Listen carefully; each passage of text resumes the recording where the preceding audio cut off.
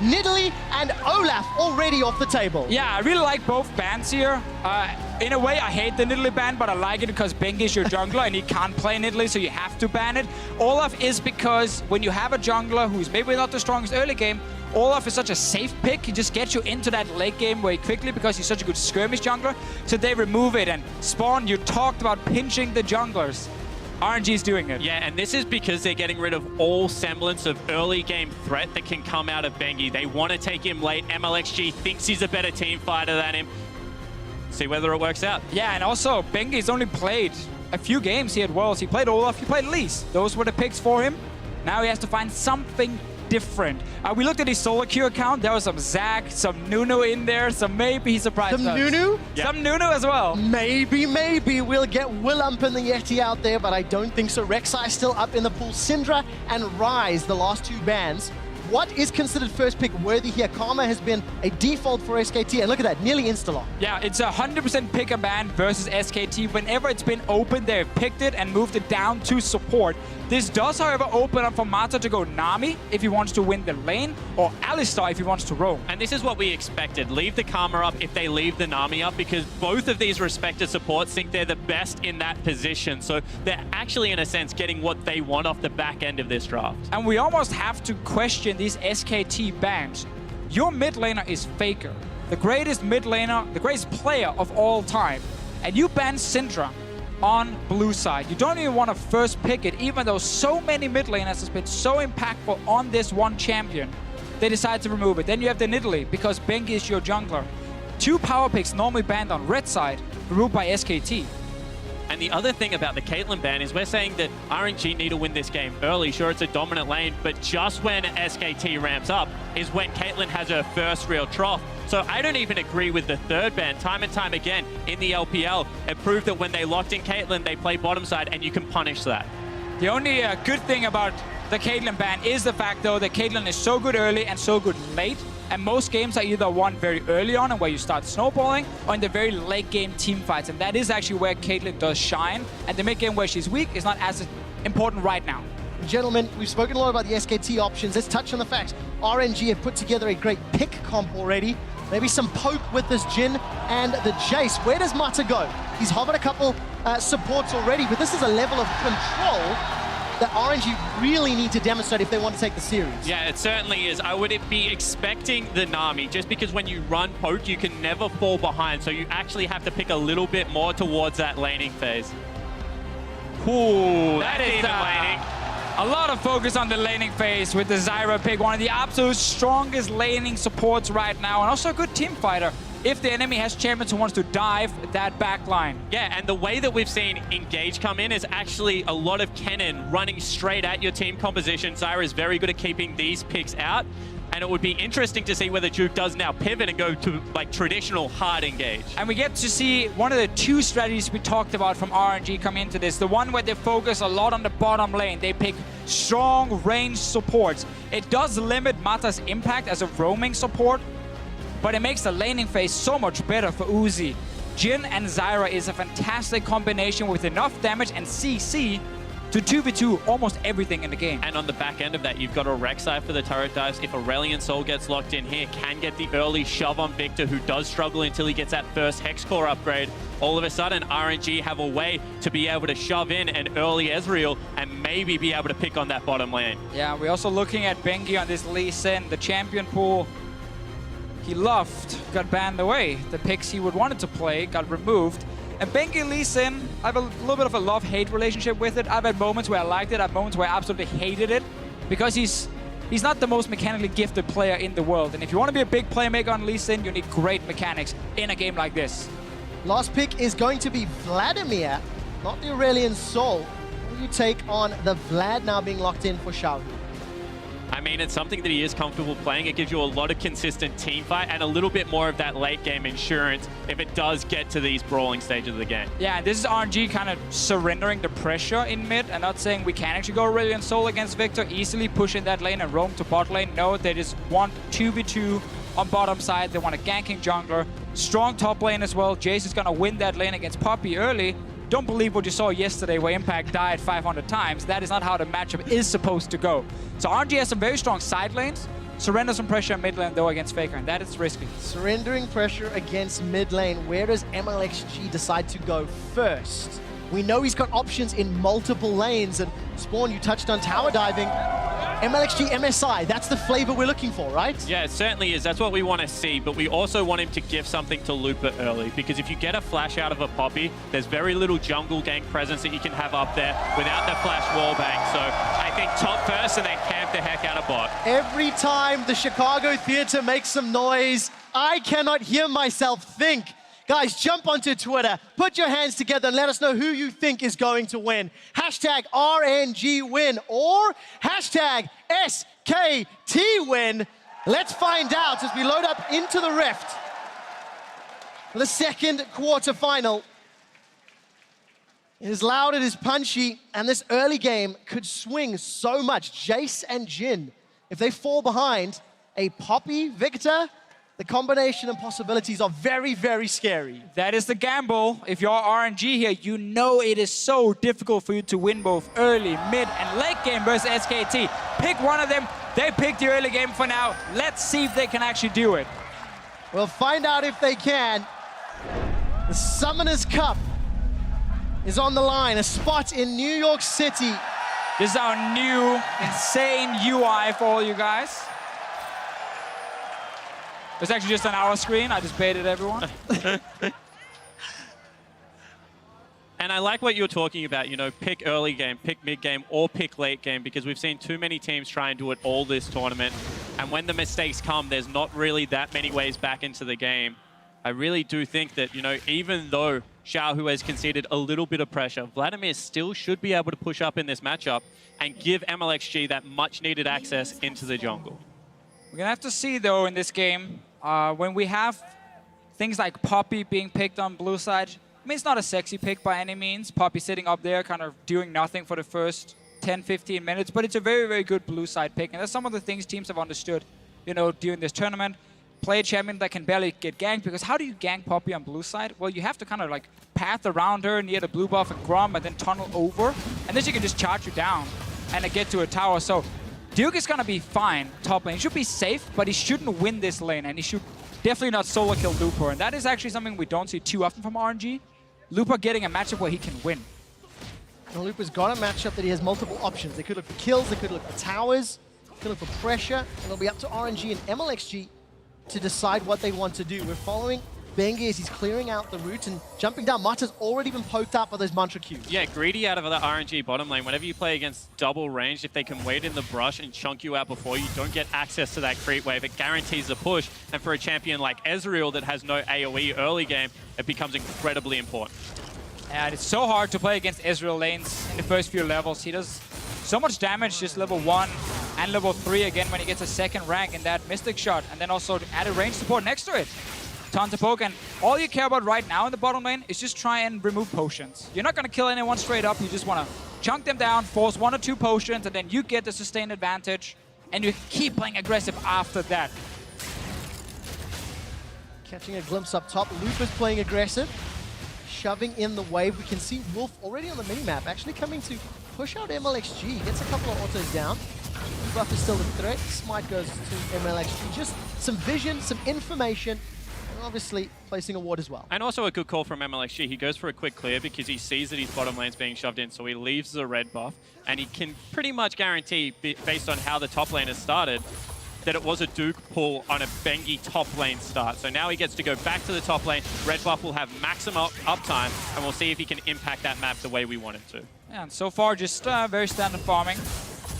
Both teams, nothing really fancy has been happening. We get to see the top lane advantage we mentioned. Really good for Looper. And what you really want to do with RNG's composition here early on is you want to just chip away on towers. Because you know you're going to have to push on top lane. Jayce is not going to dive the Poppy on his own, but if he can keep getting a few hits on tower again and again, suddenly around 12, 13 minutes into the game, that first tower is going to die. And there's really nothing SKT can do against it other than try to gank. But then we have to see Bengi really show up on this Lee Sin, and he wants level 6 first. Bengi's third game here at Worlds. First time Lee Sin in the tournament. The experience is what we're looking for. Not the strongest mechanical player, something that nobody's really going to be surprised by. But he's playing a champion that can make or break this early game. Uzi and Mata get a lot of good damage onto Bang. and they push the wave in. No CS cost yet, despite the trades. And now they're backing away as the wave pushes towards. But you can see how oppressive this lane can be once they do have access to that creep wave, once they're able to continually shove in. Wolf and Bang are actually CSing incredibly well at this stage, but they need to make sure that they can keep it there, whilst these junglers are actually just hard farming to that level 6 mark. It's a small victories now, if you look at lanes. Gone are the days of just solo killing people left and right and like 10 kills the first 10 minutes. Yeah, because that was 2 weeks ago when RNG exactly. Splice, right? Gone are those days. Okay. mlxg, he's just saying hello in mid lane to make sure xiohu can actually push it out and go back to base, but you win lane now by just pushing over and over. Enable your support to roam first. Enable your top laner to get some damage on tower, or maybe move down to a mid lane and set in deep board. Hold that Looper. thought. Duke's in trouble. 100 HP. Looper solo kills. Gone are the days, my ass. It just happened. It shouldn't happen, but it just did. Looper getting that kill in the 1v1. Yes, we knew it was a good matchup with the Jayce, but the puppy should never die. And you know, I don't want to get the hope up, but at MSI, when this team was performing well, it was that man that was stepping up time and time again and winning lanes in a big way. That's going to help him out immensely. Phage and Longsword picked up. RNG have actually picked up first blood in 2/3 of their games coming into the quarterfinals. Looper picks it up in a solo kill. Teleports back up, matched by Duke. And the easiest solo kill of his life. He barely had to do anything, honestly. Duke walked into trying to kill the wave, and then he just got jumped.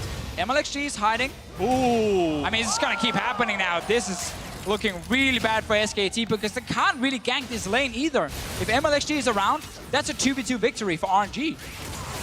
Surely this unlocks mlxg as well. If Looper's able to maintain control alone, shows his face, Deadly Flourish goes down onto a Wolf, and every single poke celebrated here in the crowd because RNG, they're up 600 gold in the first few minutes. And now this is getting oppressive because all of a sudden top lane is collapsing, bottom lane is getting very hard to withstand the poke.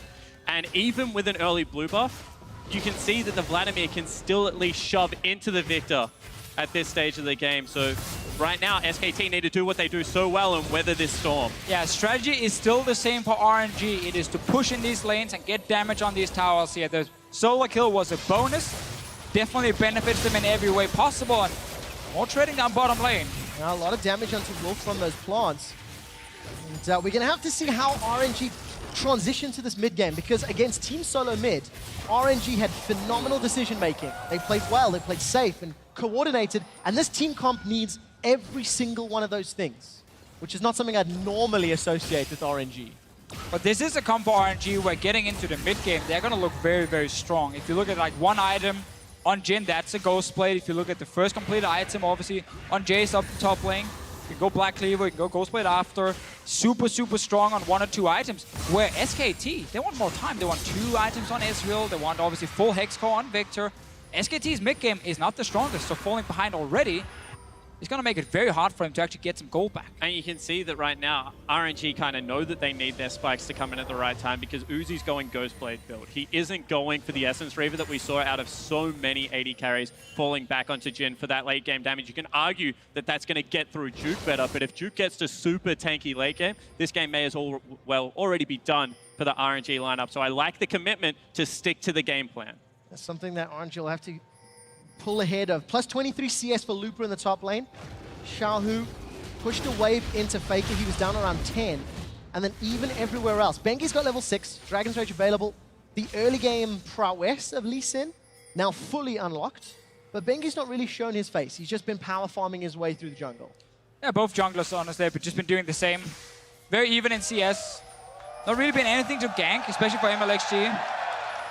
And I think this is a win for RNG because, you know, you talk about both just power farming. And I think that mlxg honestly thinks he's a better team fighter. And that if he doesn't fall behind, if ganks don't go awry, if top lane can win by this much and bottom lane does have an advantage, that he can maybe take it to them in the mid-game team fights that are going to break out. It's also just like, you're challenging right here, Bengi. You're basically saying, what can you play? Remove the 2 picks you used, Two fairly simple picks to play for you in the early game. We want to see what you can do on something like a Lee Sin, where again, you need to be able to take risks and make some big plays. Bot lane, we see this chip damage we talked about earlier. This tower is already down to about 45%. Top lane tower is taking some damage, and RNG is not going to stop. Bengi needs to show his face to stop this from happening. And we've seen so many times during Worlds, if the early turrets go down, ooh, action. A lot of damage. Wolf and Bang, they're trading. Stranglethorns comes out. Deadly Flourish. The curtain is called. Wolf is the target. Number 3. Flash it. Number 4's flashed away. Uzi fires but doesn't get the kill. But we've seen so many times, if you give up early pushes and turrets the way they are right now, you just cannot push back without great map play. And RNG with 2 turrets incredibly low looking to crack in, but top lane, potentially another gank. Bengi's showing up at least. He's near that top side. The flash away. Looper gets out of range, but Summoner Spell blown. First Tower Blood secured by Royal Never Give Up, and local gold donated to Uzi. And this is everything RNG wants. They can even now, if they choose to return to that bottom lane, push it out again and then take a Mountain Drake, which is going to help them snowball this game. The other option is you go straight to top lane and you play around this top tower, already taking some damage. It's not just a Poppy defending. Of the discipline out of Looper, you know the bottom lane is pushing hard. They're going to get the turret. What do? You burn the Summoner Spell early, you back away, you do not let them back into the game. This is an RNG team that has learned over their bootcamp how they need to play disciplined League of Legends against the world's best. They need to keep it up because their team composition gets outscaled. Faker's the target, flash for flash. Sonic Wave onto Marta. Goes into a Sanguine Pool, and xiohu's trying to get away from the Chaos Storm. Summoner Spell blown across the team, but Faker now available for targets. This is where we see RNG's bot lane. They went towards the mid lane, looking at that Mountain Drake. Faker is sitting without any summoners at the moment, but xiohu is very low and has to go back to base, kind of slowing down everything for RNG. But if they can return gank the mid lane and get that kill, then it will be 100% worth it. Feels like they're battling over vision. RNG have got very good deep wards in the bottom quadrant of the jungle. See 3 of them, a couple in the river as well. So Mountain Drake is possible. Thank you, observers. A lot of information to work with here for the LPL squad. Now I love this play because they've burned double Summoner Spells. They're going to go into a 1-3-1. They're going to force the Poppy to stay topside because of the threat of the Drake. And Faker now with no Summoner Spells either has to sit and wave clear mid or try and also match that pressure in one of the side lanes. Yeah, as long as RNG's dual lane leaves the mid lane once they push it out, they can actually put pressure on top side if they want the tower or go towards the dragon. If they just stick mid lane, then Faker will be able to wave clear. He already has to upgrade a Hex Core. They're looking for a potential gank. If you do manage to get a snare down on Faker, he will die if jungler is there. Seems like Uzi and the rest of RNG not taking any chances. Gentlemen, very early on in the broadcast, we talked about how RNG could win the game. We talked about some options. Just straight up winning lane, picking an early game comp was one of those ideas.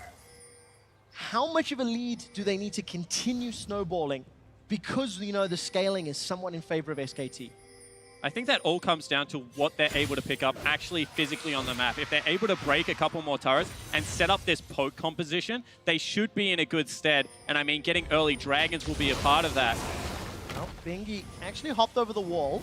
He tagged Dragon with that Sonic Wave and manages to ward hop away. I don't know if he was trying to sneak that or just use it to taxi. Either way, thwarted by Looper.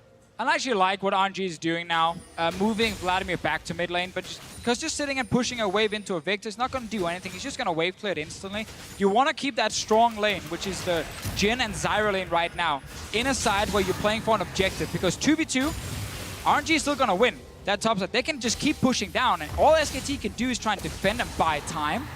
They're still going to see these towers take a lot of damage and potentially die. And the reason they do it is because they expected the Poppy to stay top. I mean, at the end of the day, Bengi gets out. I think that they expected Poppy to stay top and threaten the Drake with a teleport. So as soon as that transition came in, back to 2v2, they were like, we will match this, we'll continue to win that winning lane. Winning lane in favor of RNG, still Looper, plus 30 CS over Duke. And in the mid lane, Faker's plus 20 over xiohu. Looper with that Black Cleaver, accelerated Shock Blast, just pushing Duke away. I mean, he's got a Balmy Cinder and a couple of pieces of cloth. That's all he's got to work with right now. And I do understand why RNG really wants to get this top tower, but that dragon is standing right there looking at you. The enemy mid laner had no summoners, and we've seen teams at Worlds put a lot of focus on dragons. Like, very often the winning team gets 2 or 3, maybe even 4 dragons in a game. They're snowballing, because it helps you close out these games, especially things like Mountain and Infernal Drake. RNG is one of the teams getting the least dragons, though. Absolutely. 9 dragons secured, 9 conceded throughout the group stage. In contrast, SK Telecom secured 9. They won the top lane play. Teleport coming in. It is coming indeed. Curtain Call is going to be flashed away from on the first shot. Wolf gets tagged with the second, the third, the fourth, and the shock blast. He flashes away. Strangle Thorns and the Ignite, I think, takes him down. Duke teleports to his death. Special delivery, RNG 3-0. Why do you complete that teleport? That is suicide out of Duke, and he gets destroyed for it. SKT just misplayed everything up in that top lane from Duke completing the TP. Tower's gonna take some damage. Faker. It's not over yet. mlxg's not gonna go in for the flash. Bang, Arcane shifts away. Tower number 2 falls, and RNG have got a 3,000 gold lead. And this is the pace of the game that they wanted. They're able to rotate around the map and be the proactive team. And something that we always compliment SKT for is being able to absorb this pressure. But RNG just keep coming. Yeah, exactly. But the insane thing here is that SKT just allowed RNG to make that big play in the top lane. Wolf saved his flash for way too long, so he ended up dying. Duke completed the TP, so he ended up dying. That meant the tower went down. SKT might get a dragon in return, but they jumped right into the trap RNG set up.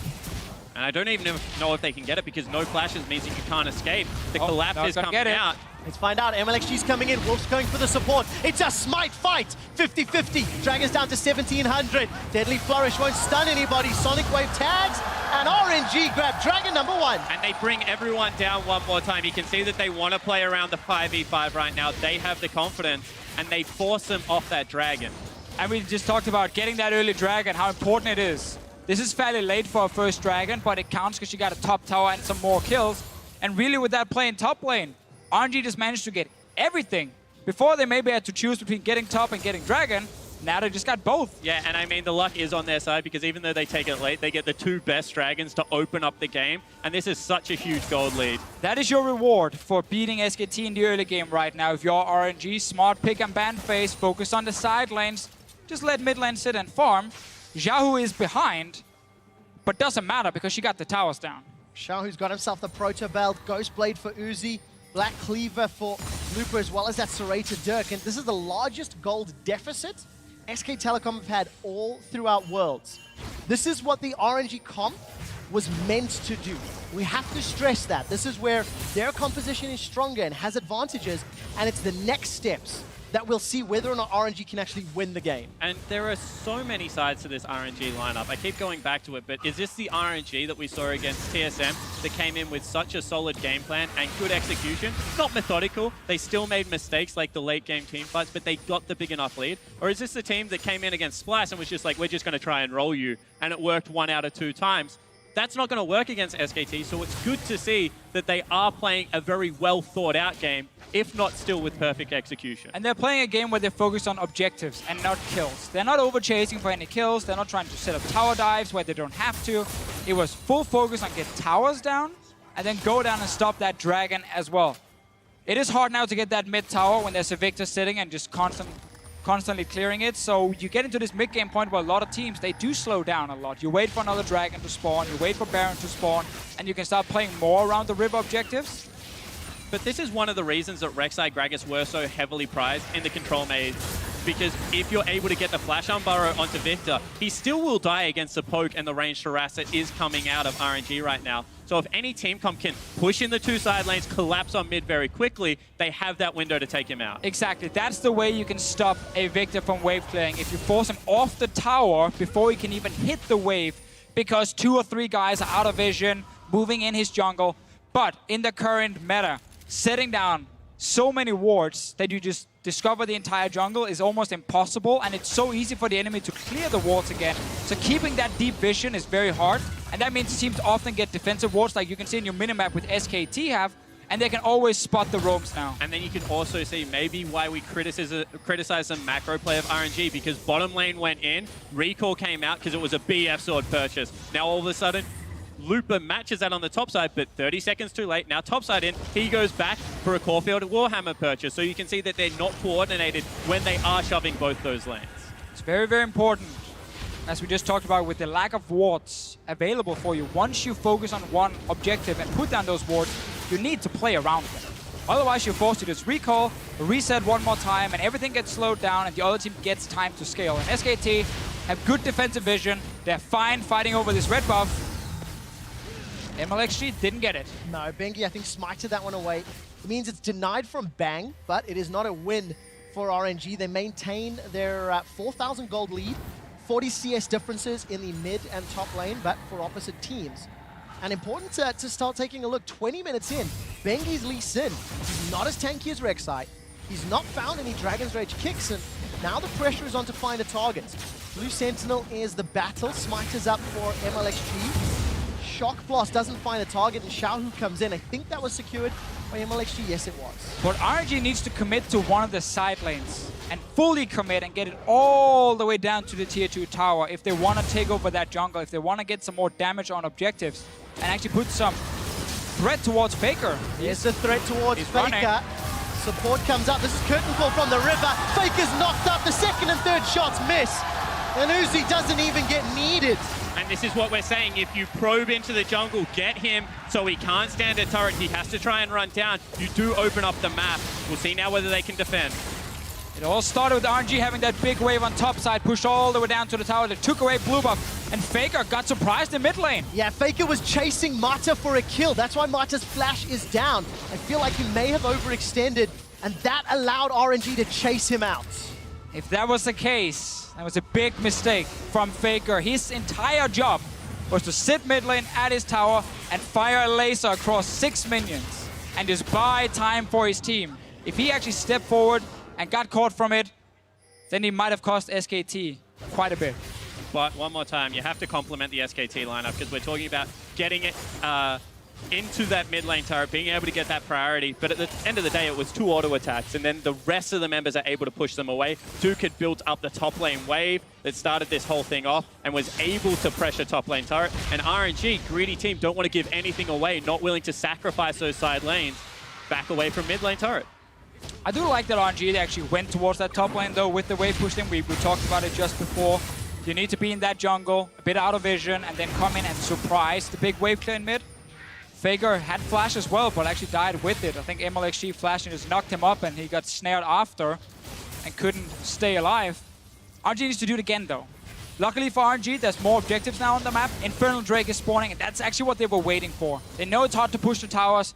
Get another big objective like a dragon. SKT continue to scale up. Bang's got his second item. Manamune and Iceborne Gauntlet. xiohu, kind of a mix and match. A little bit of armor, a little bit of MR. And Looper, of course, with a gigantic lead. 2 items completed. Not the greatest vision in that quadrant of the map for RNG. But they've got Looper pushing top. He has his teleport available, so he can jump in if needed. Yeah, and if you are Looper right now, you're only expecting Duke to be here, because you know the other 4 are fighting for vision near that dragon. Gonna be a 1-for-1 or 1-on-1 fight up here. No one is really taking a lot of damage. This is the puppy thing. You can lose lane, you're still gonna be useful. Especially if this game continues to scale up, Deficio. That's what SKT are looking for. How good is RNG's macro? That is what we're going to test. And Spawn, I had the pleasure of casting them against TSM with you in the group stage, and RNG showed against TSM.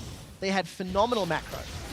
Yeah, they certainly did. They knew when they needed to take the fight. They actually had the vision appropriately set up for when they wanted to engage very quickly onto TSM. And you say someone might not die, but Looper is absolutely destroying Duke right now. I mean, again, this is what Looper is supposed to do, but the fact that Duke, down 2 kills, have been able to hold Looper for such a long time, and he's still able to TP into a fight. But this is exactly what Looper was looking for. He gets 4 members near the dragon, and instantly the tower just goes down, and Looper is really pushing his advantage and showing why Jayce top is a good pick. And I love the fact that once again, he takes the turret, sees 2 people disappearing into Fog of War on top side of the map. Is there a collapse coming? I'm just going to back away, use the teleport. Infernal Drake is still objective number 1. However, now SKT pushing in on this mid lane turret. There's no support from RNG. mlxg throws down, gets in with the farm alarm. and that will be enough to at least thwart SKT from underneath the tower. And he is so tanky at this stage of the game. This is why we said in mid-game teamfights, mlxg is going to challenge Bengi. He's 2 levels up because of that power farming. He went Cinderhulk over Warrior. Right now, the guy is a monster as far as frontlining goes. Bengi has definitely been a bit of a liability in this game, but so is other SKT members. Duke solo dying up in top lane. Gave a big advantage over to Lupo. Now Dragon is being started by RNG. They finally got to actually push that mid lane once. They got Faker back in base, and then they can go in for Dragon. Also look at the bot lane wave. It's just very smart play from RNG. They're actually playing 3 lanes at the same time, and they're not using champions in every lane. They're using minions as well. Very well played. Dragon was safely secured. True shot barrage. We followed it, but it was very far away from being a steal. 25 minutes into the game, no kills for SKT, no towers for SKT, no dragons for SKT, and it has all been about the LPL's RNG. And this is what happens when Mata is on a team. I mean, you can say he's been slumping. That in the LPL, this team did not look coordinated. They were the 2nd best team the whole way through. However, when you can see that the team has been boot camping hard, going into MSI, going into Worlds, Mata can set a team up for such success. I mean, the players compliment the coaches, sure, but they also look towards their support player as being one of the big voices. Support player and the in-game coach, of course, Mata, sitting there with the team. But yeah, we do see a big advantage for RNG in terms of gold, dragons. But if you look at items, compare the mid lane and AD carry to each other, they're all sitting on 2 fully completed items, and they're building towards the 3rd one. Only Bang is slightly behind in terms of overall gold, and if you look at just the completed items. So SKT has actually hit a point now where they are going to be fairly strong and can take a team fight. xiohu's waiting in the flanks. He's still down 50 CS, but got Proto Belt and Hourglass. SKT have sieged up middle time and time again. And that tower is very, very close to going down. Lupo will make his way to the bottom lane, defend against this cannon wave. But these RNG towers, they're being chipped away from over and over. Yeah, and again, this is where we have to criticize RNG and the tunnel vision on that mid lane one more time. If you're not able to pressure aside around Faker and then try and dive him or force him away from his tower, that was good. Then Faker can just wave clear. He's sitting on 282 CS most in the game on this Viktor, and he's close to 3rd item. Well, Bengi's looking for a target, doesn't get the kick. Flash away from Mata, and Bengi forced to flash for his own life. But that is a plant that could get dropped down. Curtain call. This isn't the most optimistic. 3rd one finds Faker. Flash away. Sanguine pull down for xiohu. Not going to find a target. True shot barrage onto mlxg. Duke is teleported in. mlxg is the target. Trying to get away with his life. Duke throws down the hammer. And the verdict is get out of here. Now Lupa jumps in. It's messy and Lupa's down. SKT are on the board with their 1st kill. And this is what we're talking about, an overcommitment. You can see they wanted that fight because they're getting desperate for the turret. But SKT, they are masters at just absorbing the pressure and spinning it back out. And RNG, they wanted the fight so bad that they ignored the fact there was 5 members from SKT around that mid lane, ready to collapse. They never got to split them up. They never forced SKT to sit and defend towers close to their own base. There was a lot of members from SKT and a tower to help them against RNG. And we just talked about how items were completed on the carries. Bang needs to be careful. He does indeed. No flash though for mlxg, so Bang's able to arcane shift away. Still had both of his summoners available, in RNG unable to play the side lanes, unable to handle the mid lane pressure, and they go in for an opportunistic fight. And right now, Faker has actually more gold earned. Gold is a mix of earned and gold for everyone out there. There's some shoutcasting tips. But he has more gold earned than xiohu. That is despite being down 3 towers and the enemy Vlad sitting on 2 kills and 1 assist. The power of farming has put Faker ahead of the enemy mid laner. And that's the damage. xiohu's got a flash available, forced to get over the wall, pushed away because of the power of this Viktor in his farm. And I mean the repetitive skill shots that are just coming out and nailing him now. He can't trade back. Hasn't got the MR yet required to be able to do so, and Faker's still just ramping up. I mean, the thing that we love about Viktor is not only does he bring control, but all of a sudden, if you're a Jhin and you don't have your flash available, there is legitimate one-shot potential in every single team fight. The main praise other pro players always give Faker is he plays like he's scripting. Because he's so good, the way he's moving around, the way he's landing these skill shots. He made one mistake in this game. It cost him, you know, one death, and that's it. And now mlxg. It's going to be more. mlxg is at least going to be able to tunnel under. No flash, remember. Barons gets tagged, but he's cut off. This will be a kill. Mata looks to root bang, but there's no support. The shield comes out. mlxg gets taken down by the True Shot Barrage. Curtain Call finds 3. The final target connects on Bengi. Looper's coming in for the fight. He puts the hammer down to the skies. Bengi's the target. He dashes away. They're not going to get rooted out by Jhin, and the fight's not over. Looper's looking for more. Accelerated Shock Blast hits Bang, but won't be able to get a reply kill. Up in the top lane, xiohu's looking for more. Looking to run down Faker. Doesn't get the kill. Sidestep, dodge, shield. Finally, Faker goes down. It's Mata that takes him out. But meanwhile, elsewhere on the map, they're still pushing bottom lane. They're able to get an objective for themselves, and they're still only trading right now. RNG are getting desperate, and it's losing them their gold lead. Sadly for RNG, yeah, but this was close. So many members from SKT, very, very low. mlxg died first, way earlier in this fight, before we had the big chase. And we get a few kills, but no objectives for RNG. That means the entire map resets again. And this is where we get worried. 30 minutes in, and we've been worried for 10 minutes. That giant lead that RNG had built up is now less and less significant. When RNG stopped playing around the side lanes and just kept walking into Faker, who just wave clear over and over, it looked pretty bad already there. 4k gold up at that time. We mentioned the carries getting fully completed items, actually being even with the carries on RNG. Really, it's only Looper with the big advantage at this point. And that means we're gonna go full late game now with barely any gold difference. And we need to see if RNG can actually out-teamfight SKT. The composition is not in their favor. Yeah, it certainly isn't. I mean, when you look at the raw output of damage, great Ezreal players can manage to put out. I mean, we're seeing it right now. Bang is an absolute god on this champion. That's why we actually rated him higher than Uzi, because in late game team fights... Talk about our list. Talk more about it, Spawn. Deft and Bang, they're the two guys that you want to have in the AD carry position. Uzi is a great laning AD carry. However, right now, Bang is putting on a clinic of Ezreal play. 3-item Ezreal landing Mystic Shot after Mystic Shot. While we were looking at Bang poking down RNG, Looper secured Dragon number 3, so that's double mountains for RNG. They can rush towers, they can rush Baron. And they might actually do it. They might do it right now. SKT have a lot of members on the bottom side. Duke does have teleport. Sadly for RNG, SKT does move back to mid lane to clear another wave.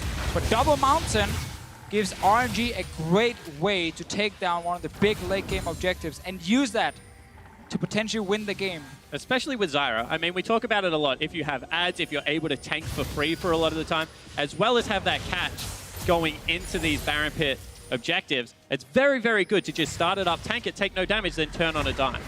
Sadly for RNG, a big weakness if you look at the play in group stage, in summer split, has actually been setting up for Baron properly. Talk about it after, because Wolf is trying to catch xiohu. xiohu's in trouble, gets rooted down, has the support of mlxg. Bengi looks to ward hop, and that gets the Ghost and Flash out of xiohu. Definitely good for SKT getting 2 summoners, but yeah, RNG has struggled when it came to actually setting up that Baron properly. Past few games we watched, LPL playoffs as well, it becomes a game of, oh, let's look for a pick and a team fight, and then we rush Baron. It's not, oh, let's try and sneak it, or let's set up pink walls around it, and then we bait the enemy into an area where they have no vision. It's very often we need a pick first, and then Baron. And, you know, we talk about it all the time. If they don't get the pick, they don't view Baron as a meaningful objective to take. They view it as a way to start a team fight. Too often, LPL teams, if they do have vision, just run in head first, you turn around, you have a big 5v5. Whoever wins the team fight gets to claim the Baron and therefore the game. But SKT just never going to buy into that. I mean, it's just not going to happen. mlxg was zoned away. Curtain Call onto Bengi. xiohu, remember, no summoners. I don't know if that True Shot Barrage caught Uzi. It didn't. His HP didn't go down. I love that little aggressive turn from mlxg once he got close to his tower. Feigning as though he had support. It didn't stop Faker from putting pressure on the tower, though. Now, all of a sudden, mlxg has the legitimate support, but Faker's still on that turret up top, and he takes it down. That's the third of the game. We keep seeing some plays from RNG that is very low chance of actually working. It's a bit of a random ulti from Uzi to see, oh, maybe I can catch someone, a force of flash, and then we can go do something, take mid tower, take Baron. Such a low chance of it actually working, and especially against a late game monster like SKT, where players rarely get caught out this late in the game, and they often just look for those big team fights. They've been playing the map extremely well ever since they got the advantage. And this gold lead, it means nothing at the moment. Yeah, completely nothing. In fact, composition in SKT favor. But cast your mind back to MSI. I mean, this RNG team is a lineup that can team fight well. I mean, they're from the LPL. I don't want to go back to the meme territory, but as far as team fighting teams in the LPL go, EDG was always that early game, went through the laning phase, and then transitioned it to Baron straight away. If the game went later, RNG did have very good chances of being able to win it. They're not quite IMA-esque, where they need the game to go 6 items, but they are a very good late-game team-fighting team. Yeah, sadly, much better than Snake. Team we followed. We can't play late-game team fight. We followed? We did, Spawn, you and me together. We're big fans of Snake, of course. And we're following RNG today, gentlemen. And okay. Today, RNG have to win a late game against SKT. 35 minutes on the clock. This is already longer than SKT's average game time. Duke is going to teleport in onto mlxg. Support here for Uzi. Duke holds onto the verdict. He's got the GA as well. That actually sucked for Duke because he was aiming for Uzi, who was sitting in the mid lane. He wanted to TP in, just charge down behind him and try and kill him, but then suddenly mlxg is using that same path to escape and finds Duke and nothing happens. So that's a TP down. This can be huge for RNG. If they can keep playing like they're doing now with mid lane push and then with Lupo in the bottom lane, they can force Duke down to defend. And then guys, remember, 2 Mountain Drakes. No TP on the enemy top laner, so RNG can actually rush to Baron if Duke is sitting bot lane and just start it and try and force SKT to a 4v5 team fight or force SKT to give up the Baron. There's so much damage to play with. Mata's actually got a Leandri's Torment on this support. Zyra, he's become another DPS for RNG. Bengi and mlxg, they just love tapping one another in the river. Yeah, this is where you want to commit if you're RNG to at least push SKT out of the river. Duke is still sitting bot lane. Now he's leaving, so now it's actually slightly too late for RNG. And SKT, they managed to just defend. mlxg under pressure. There's so much threat everywhere. Bengi and Wolf, that's a root. Bengi's in trouble. Stranglethorn finds nobody. Wolf and bang, they backed away. mlxg now under fire. Death Ray comes out. That's a kill. Bang on the killing spree. xiohu's running for his life. Tagged up by the True Shot barrage. Uzi's already used the curtain call and they're trying to back away. Lupa gets a good shock blast, but it's simply not enough. If SKT start Baron, they need to peel and fight. But one more time, RNG just mismatched with their timing. They think they have TP advantage. Duke can't be there, but because Lupa recalled, they don't have positioning in the wave. And it is a 5v4 for the team that just burned a teleport for nothing. They waited and waited. They couldn't look or couldn't find the engage. Duke actually ran all the way from bot lane and made it to the team fight before Looper, who saved his TP luckily for RNG. Look at that, red buff and mystic shots. That's the first one I've seen miss in... No, first one I've seen miss. I think that's fair to say at this point. And this guy's good. I mean, Bang is one of this guy. Yeah, this guy is Ezreal. really, really good. Because you can just see how much control he has. He's never within xiohu's range for it to be able to be turned around on. And every now and again, you just have to look at how a player plays a specific champion. Oh, they're rushing it. They're doing it. This is what we wanted. This is starting. Teleports coming in for No, this is good. This is now really they're good. Going for it. Look at the minimap. SKT are nowhere near. Just finish it. Dragons in the pit. RNG, they've stolen it. They've snuck it. They've got Baron. Now they're running for their lives. Bang looks for a mystic shot. Will not find his target. Hell, they may even be able to challenge for Elder if they can get there quick enough. Yeah, they got really fast recalls, and they got home guards to just rush down as well to the Elder Drake. RNG, they realized that, oh, Duke is still sitting bot lane. Let's just rush the Baron. We can burn it down. Super, super happy to see RNG do that. Elder Drake being started. This is risky by SKT, but xiohu is really far away. Certainly is. He's going to have to get there in time. The rest of the team is following up. Do they know where he is? We're going to find out. Faker's caught out. He goes golden with the hourglass, but Mata's already killed. Bang's been dropped with the hammer. Not enough to kill him. Elder Dragon's still alive. It's been rooted. The deadly flourish. The shock blast. Royal never give up. They've won the fight. They've got another kill. They might even get Elder. They've peeled backwards. They take Elder as well. And now the 2 buffs for RNG means that they finally have a good late game. And this is your benefit for playing early game. It gets back to equal, but double Mountain Drake. Exactly. This is why you need to take these early dragons, because they can give you so much value later.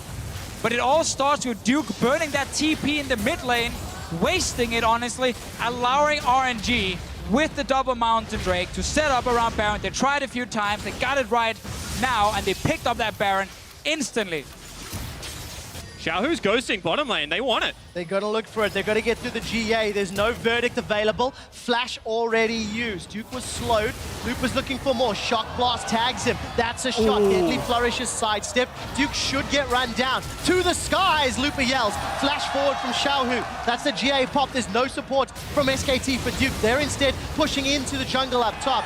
Lupa gets himself the kill. There's a big minion wave to work with up top, but SKT, they've set up some death bushes looking for a target. And that's actually a smart play because they had pushed out top lane with xiohu. That's why he was late to the dragon. Mid lane, they just pushed into the turret as well. So all of a sudden, that is a free play where you can commit a lot, but actually pick it up. And now Faker potentially being collapsed on as well. He is indeed, but Mata's got to be careful. Lupa and Duke, they're looking to match up. Lupa's just going to fall short with that accelerated shock blast. And they're happy to chase Duke across the map, but you saw the damage coming out of Faker. You pull out of that one. That's a little bit too scary. Well, you do get a lot of damage on the bot tower. Bengi's here to try and defend, but mlxg doesn't care. No, he doesn't. He gets the tower, tunnels out over the wall. Sonic Wave from Bengi, not for the target. Instead, he backs away. And that's a silly ultimate out of Bengi, because all of a sudden where they need it mid lane, that's now under fire, and RNG can just keep rotating around this map. They are indeed. Another tower going to fall short. Baron empowered minions. Bengi's got no kick to use. That was a bad call, a bad play. And RNG have got a 7,000 gold lead. And if you defend that turret with a little bit of threat, all of a sudden the Poppy has teleport. But really, guys, perfect play from RNG after they picked up that Baron.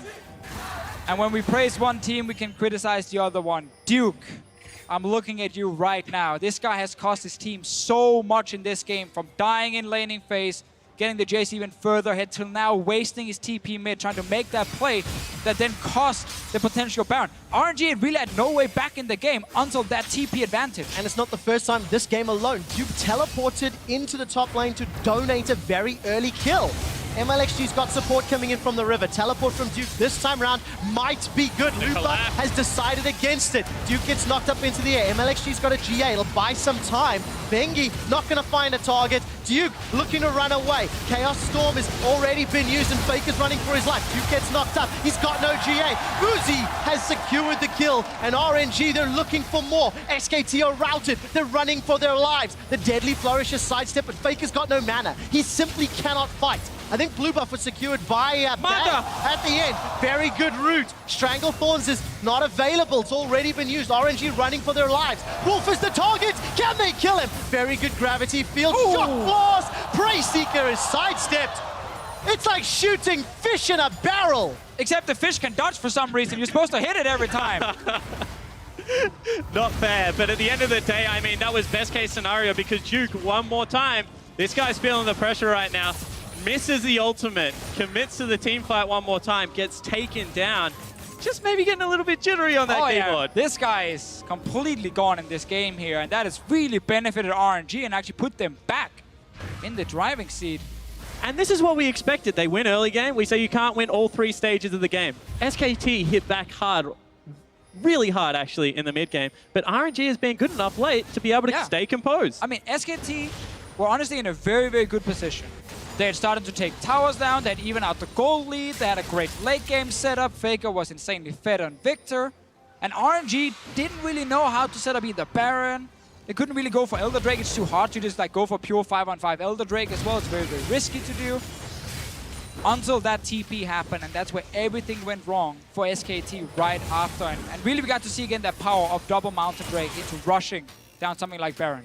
And you have to also, you know, we've criticized Duke for his decision making, but Bengi may as well be playing Evelyn because he's been invisible this entire game. 0-0-3, early game jungler, come on, that's fair, boys, and simply not found the targets. Now, the reason I think that's important, Uzi's build, good damage from Faker, Uzi's build is a lot more effective when two members of the enemy team are not really showing up, not really having an impact. Especially when they're the two tanks and you don't have to buy IE to deal with them, because, you know, Marta's shredding through right now. Lupa's doing good damage. Look at that gold grab. Well, tip SK Telecom have led for 12 seconds. That's maybe even too long.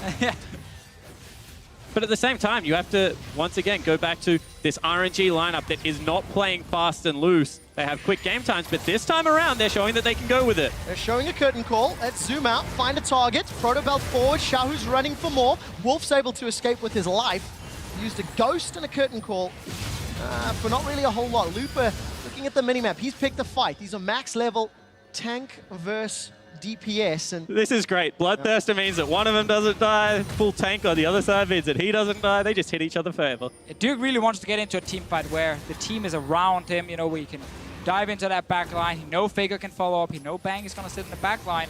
He doesn't have TP just yet, needs to back up. Looper does have his, and Baron, ladies and gentlemen, is spawning again. But this Duke is why needs to leave this bot lane and rush to this top side, otherwise Baron is going to die in 2 seconds. But this is why the Zyra pick is actually really, really cool. I mean, saw it first time out of Kiwi Kid. I'll keep going back to it.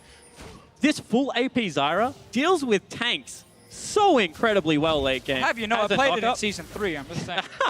he was pretty legit. Actually tried to, irrelevant. For now, SK Telecom, they're looking for a target. Mata will go down. Kick back onto the triangle. Mata? Roots onto Bang. He's going to use that Mercurial Scimitar. Void Rush from mlxg. Good damage onto Bang. Curtain Call, I think, has already been used there by Uzi. But he has double lifesteal. I mean, that should not be any worry right now because he can lifesteal it back up off the Baron if they do want to pull the trigger on it.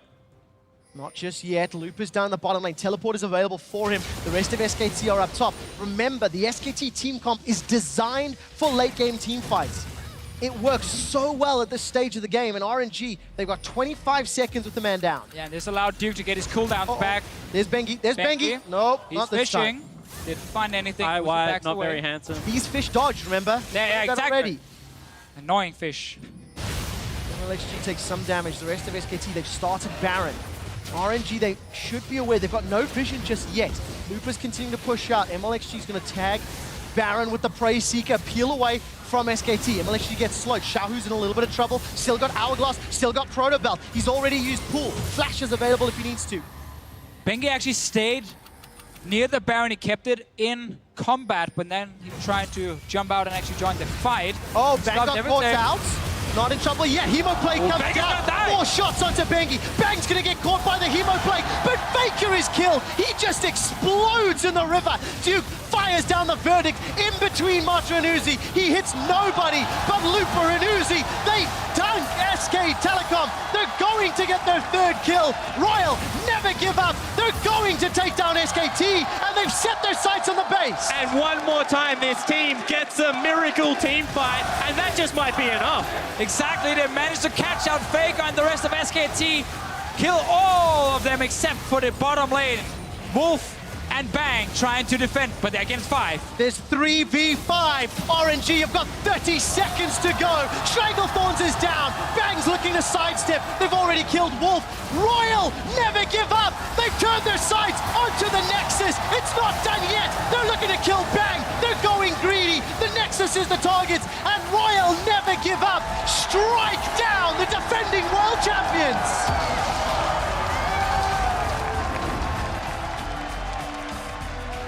And it was a convincing victory in the end. RNG win the early game. SKT came hard in the mid game, but then when we thought the team comp would favor one team, RNG were good enough to win. And that's a great thing here. Every single team, they make mistakes during a game. SKT had some issues early. RNG punished them for it. Mid game, RNG, yes, they didn't manage to snowball it further, but because they had such a big advantage and had the dragons, they could actually fall a little bit behind in mid-game and still have a chance to win later, and that's exactly what they did. Now, when you look at this game, the decision-making from SKT in the mid-game was great.